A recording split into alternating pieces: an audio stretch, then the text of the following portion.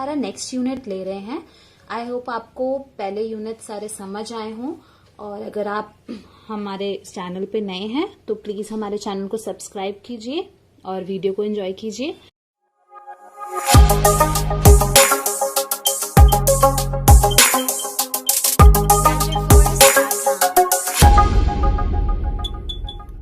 The Indian partnership act 1932, जब इसमें partnership की बात की गई है तो सबसे पहले समझते हैं कि पार्टनरशिप कब बोली जाती है। पार्टनरशिप तभी बोली जाएगी जब रिलेशन बनेगा पर्सन्स के बीच में, और उन 2 और मोर पर्सन्स के बीच में जब कोई एग्रीमेंट होगा। ठीक है, तो सबसे पहले बात आती है यहाँ पे 2 और मोर पर्सन्स, इनका एक रिलेशन बनता है। अब वो रिलेशन क्या होगा? जिसमें वो प्रॉफिट शेयर करेंगे बिजनेस।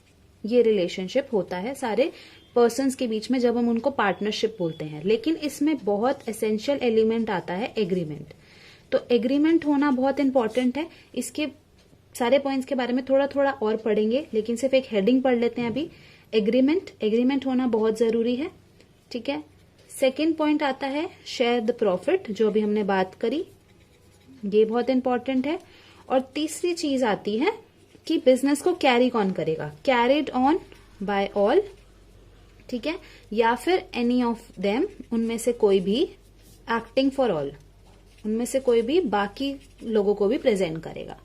ठीक है, इसके बारे में थोड़ा सा और पढ़ते हैं और समझते हैं। एग्रीमेंट की जब बात की जाती है तो ये बहुत इंपॉर्टेंट है कि जो भी पार्टनरशिप बने वो एक कॉन्ट्रैक्ट से अराइज हो। ऐसे ही कोई आके बोलते कि चलो हम पार्टनरशिप स्टार्ट करते हैं, हम लोग पार्टनर्स हैं आज से, ऐसा नहीं होता। एक प्रॉपर फॉर्म होती है, तो it must be arise from a contract. और ऐसा नहीं है कि वो एक स्टेटस से आए। ये स्टेटस की बात अभी समझते हैं सेकेंड पॉइंट से। Distinguishable from HUF। HUF मतलब हिंदू अनडिवाइडेड फैमिली। ये डिफरेंट है फ्रॉम HUF। क्या बोला गया है? अब नॉट फ्रॉम स्टेटस की बात भी आ जाती है कि जो HUF होते हैं हिंदू अनडिवाइडेड फैमिली में, जो भी मेल हेड होता है फैमिली का, वो बिजनेस वो संभालता है और वो हेड बन जाता है। ठीक है, लेकिन यहाँ पर जब भी पार्टनरशिप की बात की जाती है तो वो सिर्फ एक कॉन्ट्रैक्ट से ही अराइज हो सकता है, एक स्टेटस से अराइज नहीं हो सकता। ठीक है, यहाँ पे जो नेचर ऑफ पार्टनरशिप हम वो कह सकते हैं कि वॉलंटरी है और कंट्रैक्चुअल है। यहाँ पर HUF में क्या होता है, जो हेड होगा उसी को संभालना पड़ता है, तो कोई वॉलंटरली एक्ट नहीं है। लेकिन पार्टनरशिप एक वॉलंटरली एक्ट है और कंट्रैक्चुअल है। ये ओरल भी हो सकता है और इन राइटिंग भी हो सकता है। ठीक है, सेकंड पॉइंट हमारा क्या था? Sharing of profit. जब भी बिजनेस का एग्जिस्टेंस होगा वो तभी होगा जब आपका इंटेंशन हो कि आपने बिजनेस किस लिए करना है, प्रॉफिट कमाने के लिए। अगर आपका ऐसा कोई इंटेंशन नहीं है, इसका मतलब कोई पार्टनरशिप नहीं हो। ठीक है, एग्जिस्टेंस ऑफ बिजनेस की बात की गई है कि वो बिजनेस क्या होना चाहिए, ट्रेड, ऑक्यूपेशन और कोई भी प्रोफेशन। और यहाँ पे क्या मोटिव होना चाहिए? एक्विजिशन ऑफ गेन, मतलब कि आपको गेन करना है, प्रॉफिट करना है। अगर आपका इंटेंशन प्रॉफिट कमाने का नहीं है तो उसको पार्टनरशिप नहीं माना जाएगा। ठीक है, थर्ड आता है business carried on by all or any of them acting for all. इसका मतलब ये है कि कोई भी पार्टनर किसी और पार्टनर को रिप्रेजेंट कर सकता है। ठीक है, यहाँ पे सारे पार्टनर प्रिंसिपल होते हैं और एजेंट होते हैं एक दूसरे के। ठीक है, म्यूचुअल एजेंसी और कार्डिनल प्रिंसिपल का जो पॉइंट है वो समझते हैं सबसे पहले। कार्डिनल प्रिंसिपल का मतलब है कि ये सबसे इंपॉर्टेंट, या कार्डिनल प्रिंसिपल हम कह सकते हैं मुख्य प्रिंसिपल है किसी भी पार्टनरशिप का। ठीक है, म्यूचुअल एजेंसी का मतलब है कि अगर कोई भी पार्टनर कोई भी एक्ट करता है, उसके एक्शन की जो भी लाइबिलिटी होगी वो सारे पार्टनर्स भुगतेंगे। अगर उसने कोई भी लॉस कर दिया तो वो भी सारे पार्टनर्स में ही डिस्ट्रीब्यूट होगा। ठीक है, कोई भी गलती करी तो सारे ही पार्टनर्स भुगतेंगे, क्योंकि वो बाकी पार्टनर्स के भी को रिप्रेजेंट कर रहा है। ठीक है, तो कोई भी पार्टनर का एक्शन होगा उसके लिए सब लाइबल होंगे। तो एक म्यूचुअल एजेंसी है ये थे हमारे एसेंशियल एलिमेंट्स। हम आज टॉपिक ले रहे हैं रिलेशंस ऑफ पार्टनर्स। इसमें हम म्यूचुअल राइट्स एंड ड्यूटीज और थर्ड पार्टी के साथ क्या रिलेशन है वो पढ़ेंगे।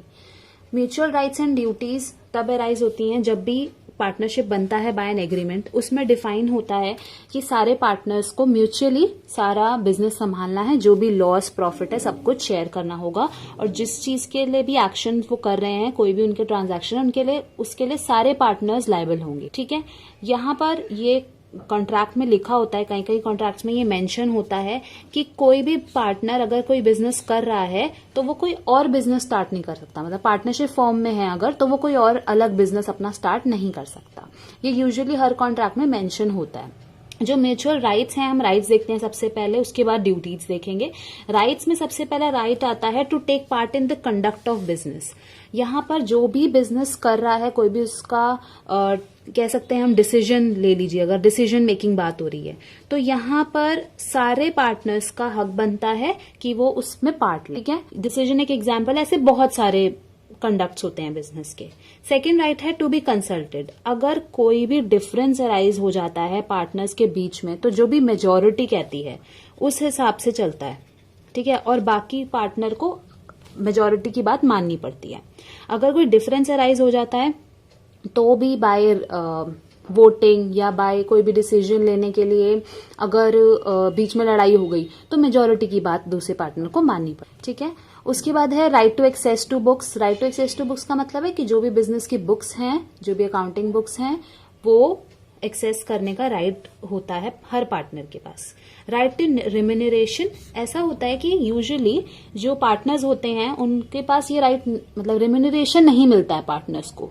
जैसे मैनेजर होता है अगर पार्टनरशिप फॉर्म का, तो उसको रेम्यूनरेशन मिलता है, उसको हम एज ए पार्टनर तो गिनते नहीं है, लेकिन जो पार्टनरशिप फॉर्म में पार्टनर्स होते हैं उसको रेम्यूनरेशन नहीं मिलता है। लेकिन अगर एग्रीमेंट में, उनको हम बोलते हैं एक्सप्रेस एग्रीमेंट, अगर वहां पर मेंशन है कि रेम्यूनरेशन मिलेगा तो सारे पार्टनर्स को राइट है कि रेम्यूनरेशन मिले। ठीक है, ये सेक्शन 13A के अंडर। Right to share profit. Right to share profit, अगर कोई भी प्रॉफिट होता है तो जो भी उनका प्रॉफिट शेयरिंग रेशियो होगा उसमें पार्टनर्स को प्रॉफिट शेयर का राइट है, हर पार्टनर को। इंटरेस्ट ऑन कैपिटल, ये भी ऐसा ही है कि जो इंटरेस्ट ऑन कैपिटल है ये अलाउड नहीं होता है, बट अगर एक्सप्रेस एग्रीमेंट में मेंशन है तो 6% पर एनम के हिसाब से interest on capital her partner को मिलेगा।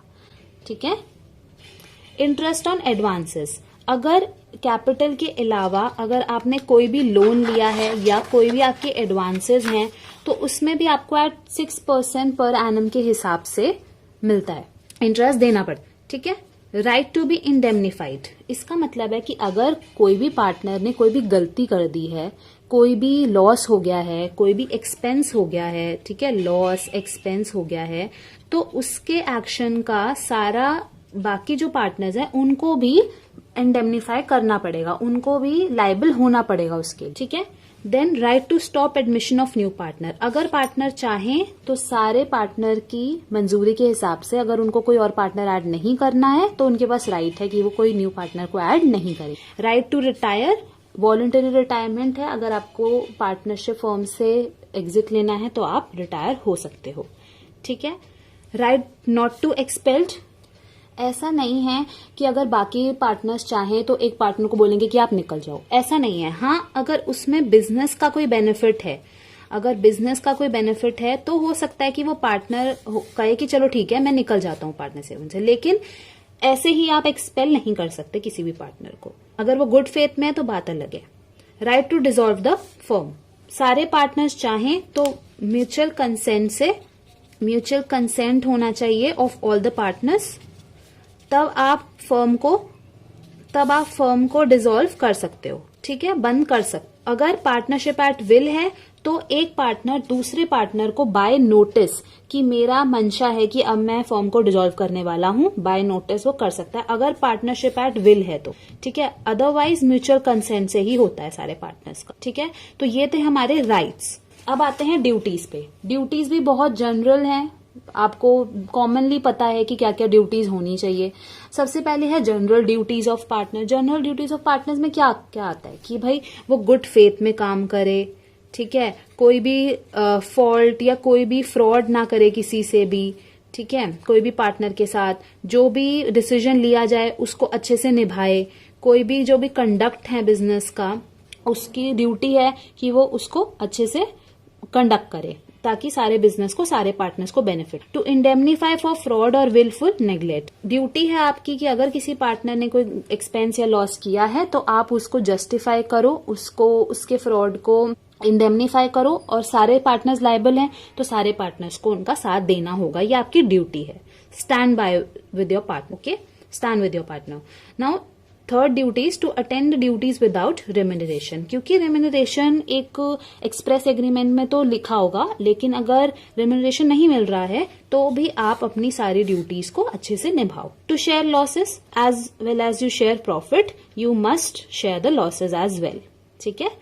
To account for any profit, अगर आपको बिजनेस की, हो सकता है कि किसी पार्टनर को एक पर्सनल प्रॉफिट हुआ है, लेकिन वो पर्सनल प्रॉफिट कैसे हुआ है, by using business property, business की प्रॉपर्टी को यूज करके आपको एक पर्सनल प्रॉफिट हुआ है, तो वो पर्सनल प्रॉफिट आप अपने बिजनेस पार्टनर्स के साथ शेयर करोगे, सारे पार्टनर्स उस प्रॉफिट को शेयर करेंगे, ठीक है।